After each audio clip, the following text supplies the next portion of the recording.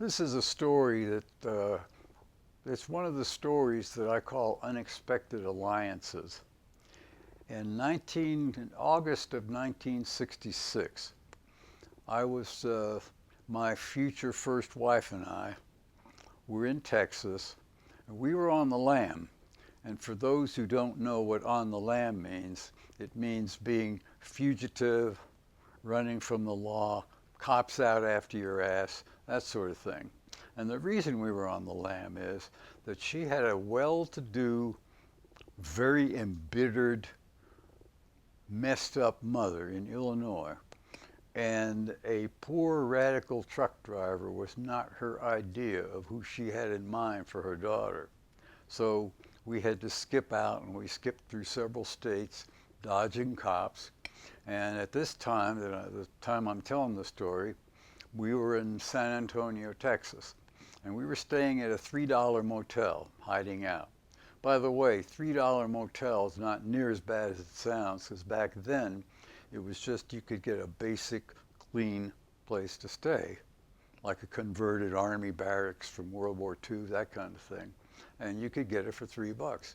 So we're hiding out there, and we're thinking, well, we got to get out of this town and work our way back to New Mexico. And how are we going to do it?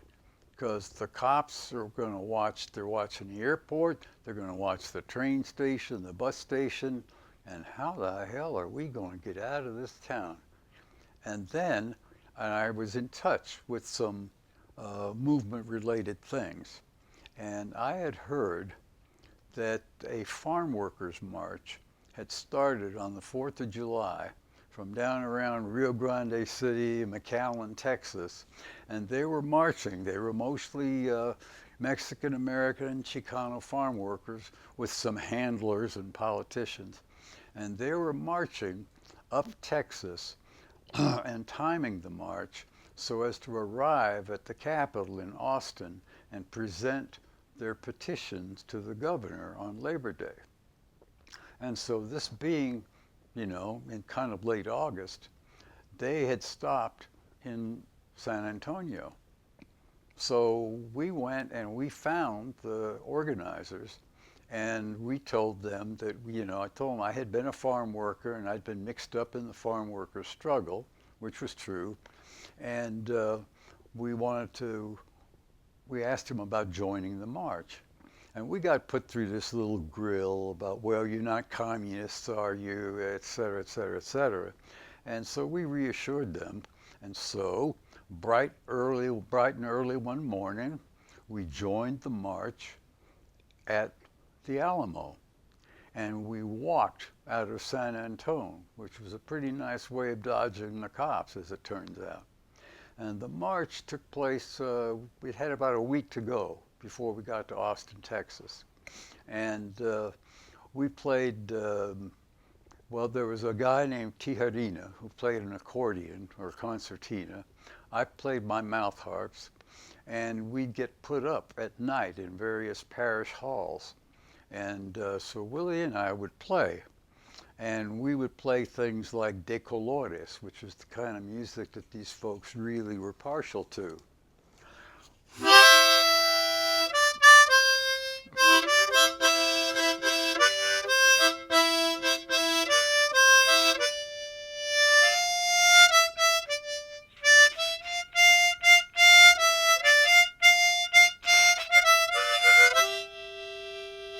That sort of thing.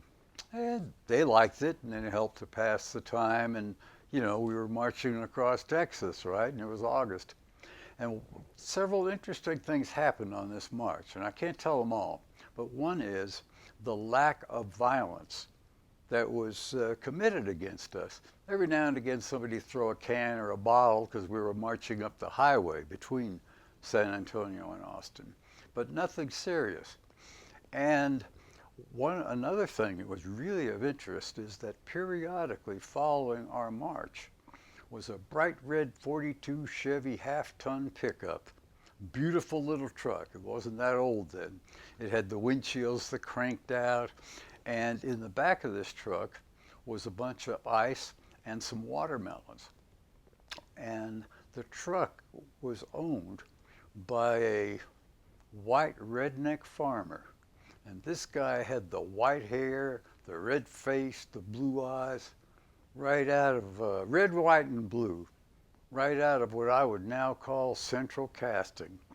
And he was the owner of that truck, and he followed us with the ice and watermelons because it was his way of helping out the march.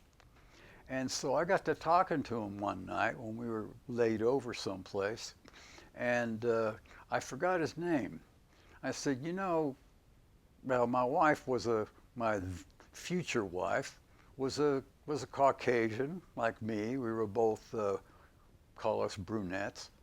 I said, you know, my fiance and I kind of stick out in this group, but you, sir, you are the very picture of the enemy. How come you're such a godsend? And he says, well, I think he called me kid. I don't remember. And he says, well, some of them organizers came out to my farm one day.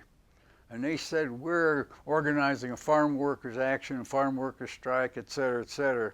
And I said, yeah, what the hell are you after? And they said $1.25 an hour minimum wage for every farm worker in Texas, which, by the way, folks, that was a living wage then. And so, back to the farmer. He says, well, I can't spare that kind of money. I don't have it. You know, I got some good people working for me, but I just don't have $1.25 an hour. And the organizer said, how come you don't have $1.25 an hour? And so I had to tell him about the packing sheds and the prices of things and the big operators that are squeezing smaller farmers like me. And I told him this whole thing. And I said, and that's why I can't, you know, pay what you're talking about. And this organizer looks at me and he says, that makes you one of us, don't it? And I thought about it and I thought about it.